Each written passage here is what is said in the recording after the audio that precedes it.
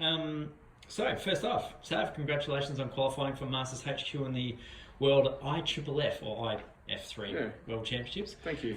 How's preparations going? Yeah, good. I'm probably a little bit underdone. As you know, I went and did a sort of last-minute Kokoda trip and just got back last week. But I was going pretty well before that, so I'll sort of take a fair bit of confidence out of that. And generally speaking, pretty good. Okay. I know you had some trouble recently with a bit of back. Yeah. How's that gone? It seems to be fine. It's more an arthritis thing, so it's more just managing that and trying to. It's not an injury per se. It's just sort of trying to keep everything loose and mobilised. So I've been working pretty hard on that as well. Happens as you get old, mate. Yeah, apparently. That's why it's Masters. I wouldn't know yet. How'd you get into CrossFit? Interestingly enough, I'd finished my PT qual and I was doing a strength and conditioning course here in Geelong, and Jared was a participant, and we got to talking about CrossFit, and I sort of thought, I sort of do most of those things in any case, and he talked to how they sort of pulled it all together, which I'd never really thought of doing, and sounded like it was a good fit for me, and it has been. So yeah. Okay, it's not what you know, it's who you know. Yeah. Now you've had a pretty distinguished sporting career before CrossFit. Well, distinguished is maybe an overstatement. Anyway, I'm talking you up here, mate. Tell us about it. So I was, I grew up actually playing rugby, moved to Victoria when I was about 12, and you couldn't play rugby down here, so I started playing footy. And as it sort of turned out, the under-19s was still a competition at that stage, and sort of went through that process, captained a year in the under-19s, and was, fortunate enough to be on the senior list at Geelong for a couple of years back in the late 80s, which was a pretty good year if everyone remembers the Geelong Hawthorn Grand Final. So guys like Ablett, Bairstow, Couch, those sort of guys were around. Not a great time for Geelong, mate. Not grand final winning. Managed to play a few years there, which was awesome, still great memories from there. And then went down to Hobart, played at North Hobart for a year, played in a premiership side down there as a 19 or a 20-year-old, which was really good.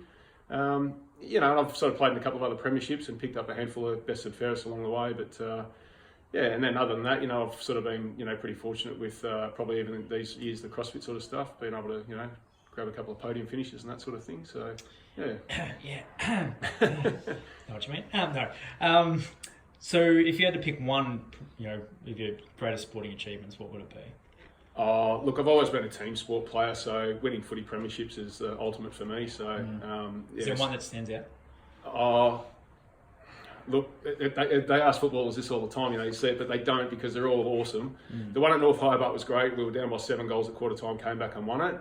But the one when I played down at Lorne back in the early 2000s was with all my mates that I grew up with. So two sort of separate things, but equally as great. And the second one when I was a bit older, and you get to appreciate it a bit more because there's probably not too many more coming. No, not too many. No, just ask the guys, the Geelong team in the 80s. Yeah. I can edit that out. How does it feel to represent Australia? I haven't really thought about it in that context, to be honest. But when you put it that way, and if that's the way that it is, then I guess there could be no greater honour. And as much as it's probably on I guess a lower level, for want of a better term, I will stand proudly with the other people who walk out in that opening ceremony on Friday afternoon. And I'm looking forward to that as much as I am the competition and just being on the floor with some great athletes. That's cool. What does a normal workout week look like for you? Well, that's sort of something that's come with ebbs and flows over the years. But at the age of 50, I've probably finally realised that rest and recovery are certainly an integral part of your programming. So I tend to now focus on working as hard as I can, I guess, during the weekly WOD that's programmed at the box. I'll work on a few weaknesses here in the sort of the garage gym over the weekend, or if I've got a day off during the week. And I'm pretty almost fastidious now about my ROMWOD. It's been a real sort of finding for me, and something that I've stuck to pretty religiously over the last 6 months since I hurt my back. That's Darren Savickas putting in a good word for ROMWOD there. Sponsorship coming. Juggling family life and training, you got 2 young boys. Yes. How does that go? Look, I work on the notion we're all given 24 hours in a day, and you prioritise what is important to you, and family's really, really important. So, they come first, but get up at 4:30 in the morning to train, because that's really the only time that I can feasibly do it and still maintain that, connection with the family and make sure I'm around. So that's the essence of it, really, is just making the most out of a day, getting up early and doing the workout early, and then finding some time where I can on the weekend to sort of balance it up. Having competed with you at comps before, you're not a morning person. So how does that go during the week? Well, yeah. Like, I'm going to put in context. I've been at comps with you where briefings at 7 o'clock. You haven't rocked up to like 9:30. Yeah, but that's just smart. That's just the wisdom of getting a little bit, being around a bit. So why do I want to get there early? Oh, look, I'm probably not the most happiest bounding around person in the morning, but I certainly find it. It's the only way that I can make it work for me. It's the only way I can make it really fit. And look, I don't mind the mornings, but you're not going to get, hey, how you doing out of me? That's not really me in any case, whether it's morning, afternoon or night. So. Or before 7 a.m. to comp. Probably. Thankfully, IFFF, you're in the afternoon, mate. So yes, and late. And late. Yes. Do you think you're a role model? Oh, in a word, yes. I mean, I've got 5 kids. The 3 older ones are off sort of mostly doing their own thing, although Will's still here and he started an apprenticeship this year, and certainly to the 2 younger boys. So if you're a parent, you're always a role model, and I guess I don't really give it a lot of thought, to be honest, but if there are people around who look at what I do and go, I'd like to be doing that at age 50, and that gives them some motivation or whatever to keep turning up and doing what they do, then that's awesome. I'm one of those people, by the way. No, okay, that's great. That's about 9 years. Anyway, so you talk about role modelling.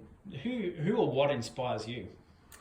I guess what drives me is there's a couple of things. It's definitely the kids. I like to know that the kids have a role model for a healthy lifestyle and look after their well-being. I don't care if they don't do CrossFit or whatever it might be, but as long as they move and eat reasonably healthy and all that sort of thing. And look, if I'm going to be perfectly honest, what drives me is that fear of not getting older. We'll get older, but that fear of not being able to do what I want to do as I get older. And I've seen plenty of people my age who are already struggling to do things physically and probably psychologically, and it probably is a fear, and I think that's a good fear to have, because it makes me turn up most mornings and do what I do and keep moving, and I'll keep doing it as long as I can.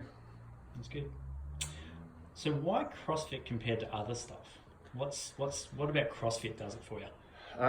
It's definitely that variety that across the broad time and modal domains and all the sort of mantra that you get out of CrossFit, but at the end of the day, it's really the community. I mean, I've got a great setup here in the garage gym, and I can do most of what we do at the box at home. But you turn up for the people. You turn up to see people achieving things that they didn't think they could do, and that sort of thing. And then, I guess in reality, in CrossFit itself, for me, as much as it sounds counterintuitive, I love the fact that you're quite often in inverted commas failing, because then you're always trying to learn something new. And I'm driven by learning as well, and creating a new you as often as you can.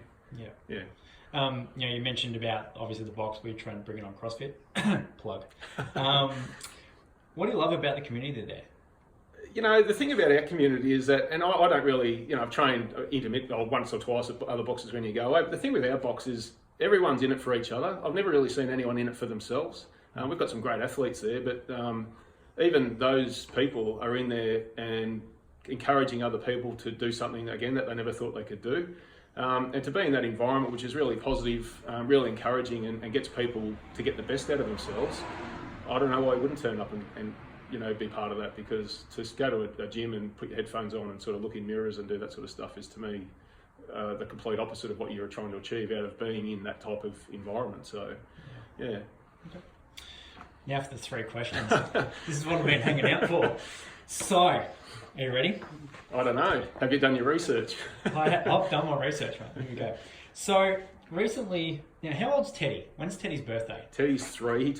His birthday is the 16th of August. Okay, so recently Teddy did a birthday on Facebook. Yes. And he had, can you tell me what the workout was? I think it was 3 rounds of 3 reps of a handful of different movements, but I can't remember off the top of my head what it was. So the question comes down to, do you program that, or is he following CompTrain Junior? He actually has a fair bit of involvement in the programming, because he'll tell me what he wants to do, and I don't know if people have probably seen him on Facebook, but he'll jump on the rower. For a 3-year-old, he can pull the handle. And you're probably on some sort of a right path, or you've got the cult happening when you're at the supermarket shopping, and all of a sudden he just drops down in the middle of the supermarket aisle and starts doing burpees or walking lunges, carrying a banana in his hand or something like that. So you talk about role modelling, and they'll always do what you do rather than what you say, and I'm pretty comfortable with that. Yeah, great example and great example of role model. Recently, I went overseas with well-known CrossFit photographer Anthony Rogers. Yes. And one of the first questions I asked him was, "Look, you take so many photos of Sav. How much does he pay you for that?" So, how much do you pay Anthony? There's a confidentiality clause that we've got going on, and I'm sure Anthony didn't reveal it, neither will I, and that'll remain so, especially after this comp on the weekend, I'm sure. One to go. So, George Clooney Yes. has been, and obviously George Clooney, the actor, has been voted by People magazine twice. Has been voted the sexiest man alive. I'll have to take your word for it. Yes. Okay, I did my research. Yes. So, January, you and I competed at a competition in Warrnambool. Yes. And Jane Auerbach from Project Row was doing some commentary and some emceeing, Right. where she referred to you as George Clooney of CrossFit. Right. How does it feel being compared to someone so ugly? Well, as you know, CrossFit is about what you can do and not what you look like. And we won that competition, so I think the results speak for themselves. We did. That's pretty much it, mate.